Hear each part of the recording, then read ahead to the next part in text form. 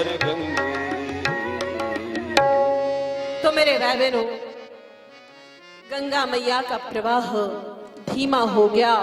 अब जैसे ही आगे केवट बढ़ा, पूरे नाव को गोल गोल गोल गोल गोल गोल गोल गोल घुमाने लग गया। प्रभु श्री राम जी ने कहा, रे केवट क्या कर रहे हो, गोल गोल क्यों घुमा रहे हो नाव को? अब तो केवट बड़े मौज से नाव चला रहा है, गोल गोल गोल गोल गोल गोल घुमा रहा है। प्रभु श्री राम जी ने कहा, भैया मत घुमाओ ना गोल गोल, मुझे चक्कर आते हैं। प्रभु बड़े गजब के हो, मैंने एक बार गोल घुमा दिया तो आपको चक्कर आने लग गए। आप हमको जन्म जन्म से इन 84 के चक्कर में घुमा रहे हो, तब क्या? केवट तो माने नहीं मेरे भाई बहनों, गोल गोल गोल गोल घुमा रहा है। प्रभु ने कहा, रे केवट रोक देना। कहा, प्रभु ऐसे नहीं रोकूंगा, अब आपको आए हो तो ऐसे नहीं छोड़ूंगा, मेरे को एक वचन दो। आप क्या वचन चाहिए? केवट देखो मेरे भाई बहनों, इतना उच्च कोटि का भक्त है। कहा है प्रभु, आने वाले कलयुग में जो भी व्यक्ति इस केवट प्रसंग को सुनेगा, उसको आप 84 लाख के चक्कर से हमेशा हमेशा के लिए मुक्त कर दोगे। प्रभु ने बड़े प्रेम से वचन दिया कि हे केवट, आने वाले कलयुग में अगर कोई व्यक्ति केवट प्रसंग को आनंद पूर्वक श्रवण करेगा, तो उसको मैं 84 लाख चक्कर से हमेशा हमेशा के लिए मुक्त कर दूंगा। केवट हमारा भी जुगाड़ी करके गया है मेरे भाई, कितना उच्च कोटि का। थोड़ा आगे गए राम जी, मेरे भाई बहनों, केवट नैया को तिरछ तिरछ चलाने लगे।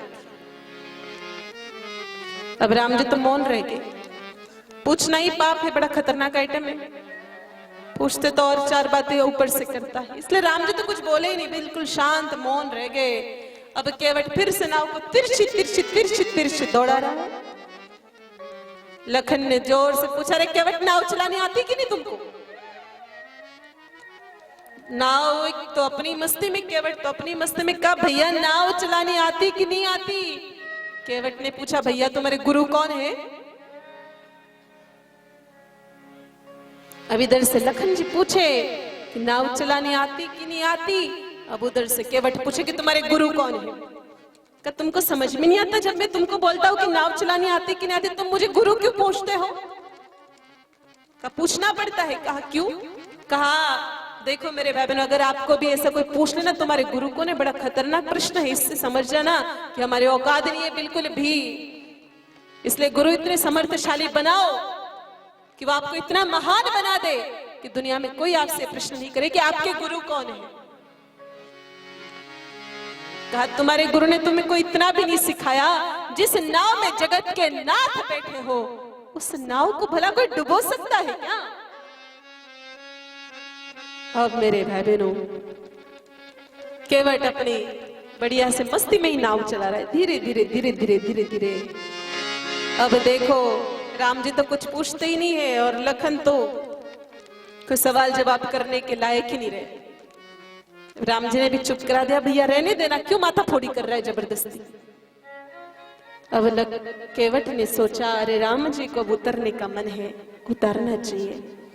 केवट मेरे भाई बहनों नाव को गंगा जी के पास ले गया, तट के पास ले गया। माता सीता को प्रभु श्री राम जी, लखन जी नीचे उतरे, केवट भी नीचे उतरा। अब मेरे भाई बहनों राम जी विचारे कर रहे हैं। केवट ने पूरे दिन भर से अपनी मजदूरी छोड़ करके हमें इस नाव से पार कराया है, तो इसके भी बाल बच्चे कुछ तो देना चाहिए। अब राम जी मेरे भाई बहनों अपनी सारी जेबें देख ली, एक कुछ भी नहीं निकला। माता सीता समझ गई कि मेरे पति परेशान हो रहे हैं। माता सीता के हाथ में अंगूठी थी, वो निकाल के दे दी। मेरे भाई बहनों के सामान्य अंगूठी नहीं थी, उस अंगूठी में प्रभु श्री राम जी के चित्र दर्शन होते थे, उसमें प्रभु श्री राम जी की छवि दिखती थी। इतनी दिव्य अंगूठी थी मेरे भाई बहनों, इतनी दिव्य मुद्रिका थी। एक बार राजा दशरथ ने भी मांग ली थी माता सीता से वो अंगूठी, लेकिन माता सीता ने मना कर दिया था। कहा ससुर जी माफ करना, दुनिया की हर चीज मांग लो, भले करोड़ों रुपए दे दो। राजा दशरथ ने कहा था इस अंगूठी के बदले में मैं करोड़ों गहने आपको दे दूंगा, लेकिन माता सीता ने कहा नहीं, जिसमें मेरे प्राण प्रिय मेरे पति के दर्शन होते हैं, मेरे राम जी के दर्शन होते हो, इससे प्रिय मेरे लिए क्या हो सकता है। लेकिन आज वही अंगूठी माता सीता ने निकाल के दी है। माताओं, एक सीख लेनी चाहिए माता सीता से, जब पति परेशान हो रहा हो तो आपके पास कौन सी भी अमूल्य से अमूल्य चीज हो वो निकाल के दे देनी चाहिए पति का दुख मिटाने के लिए। लेकिन हमने बहुत सारी माताओं को देखा है, अगर पति परेशान और कोई चीज मांग लेना तो देवी जी देते ही नहीं, बिल्कुल तुरंत सुना देते मेरे पियर से लाई हो, मेरे मायके से लाई हो, तुमको क्या करना है। लेकिन माता सीता ने पकड़ाई वो अंगूठी, प्रभु श्री राम जी जैसे अंगूठी देने लगे। केवट ने बिल्कुल मना कर दिया, कहा भगवान थोड़ी भी शर्म आती है क्या आपको। कहा क्यों, आप मुझे क्यों दे रहे हो, हम तो एक जात वाले और एक जात वाले वाला एक दूसरे से पैसे ले सकते हैं क्या। ना ही से न लाई ले तो धोबी से न धोबी ले, तो दे के मजूरी प्रभु जाते को ना ले जाइए। अब जैसी कह दिया मेरे भाई बहनों हमारी जाति एक है। लखन जी तो मेरे भाई बहनों गुस्से से आग बबूले हो गए। कहा रे 2 टके की केवट कब से सुन रहा हूं, अब तो सीधा बोल दिया कि जाति एक है, हम क्षत्रिय राजपूत, और कहा तुम केवट भील, तुमको पता पड़ता है तुम क्या कह रहे हो। मेरे भाई बहनों केवट की और लखन जी की दुश्मनी इस जन्म की नहीं, वो तो सतयुग से बहुत पुरानी, जब शेष नाग अवतार थे लखन और केवट था कछुआ। शेष नाग की शैया पर हमारे हरि विश्राम कर रहे हैं। मेरे भाई बहनों क्षीर सागर में वो कछुआ भी भ्रमण करता है, इच्छा भी कि प्रभु के चरणों की स्पर्श प्राप्त कर लो, लेकिन जैसे ही वो प्रभु के चरणों के पास आता, एक पूंछ का झपटा मारता वो नाग कछुए को भगा देता। ऐसा एक नहीं हजारों बार हुआ। अंत में उस नाग को मतलब लखन जी को इतना क्रोध आया कि कछुए को इतने जोर से मारा कि कछुआ मर गया। लेकिन अंतिम समय भी मेरे भाई बहनों चित्त में हरि थे, तो अगले जन्म में केवट बन करके आए हैं। तो इस जन्म के नहीं पुराने जन्म की दुश्मनी है। कहा भैया हम एक जात वाले एक दूसरे से लेते नहीं हैं। करे केवट बदतमीज कहीं का, तुम्हारे मुंह को तो ताला ही नहीं, कुछ भी बकते हो, कुछ भी बकते हो।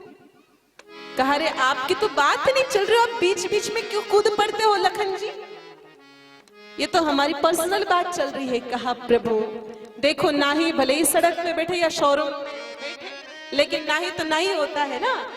तो आप में और मुझ में भी ज्यादा अंतर नहीं है, हम तो लोगों को गंगा पार कराते हैं और आप तो भवसागर से पार होता है। नाविक तो दोनों ही है ना। तो बस प्रभु एक काम करना, आप आए मेरे घाट पार में उतार देना, आप आए मेरे घाट पार में उतार देना, जब मैं आऊं तोरे घाट पार मुझे भी उतार देना, पार मुझे भी उतार देना। केवट को वचन दिया प्रभु ने, और मेरे भाई बहनों केवट ने जो नाव जिसमें राम जी बैठे थे उस नाव को हमेशा हमेशा के लिए बाहर खींच लिया। कहा जिस नाव में मेरे राम बैठ जाए अब उसमें कोई दूसरा काम नहीं करने वाला। और सही बात है मेरे भाई बहनों, जिसमें राम बैठ जाए अब उसमें कोई दूसरा काम नहीं होता है।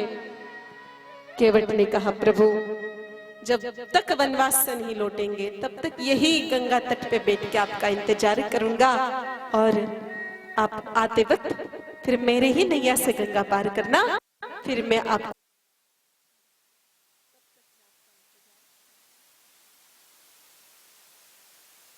मेरे भाई बहनों ये है केवट और राम जी का चरित्र।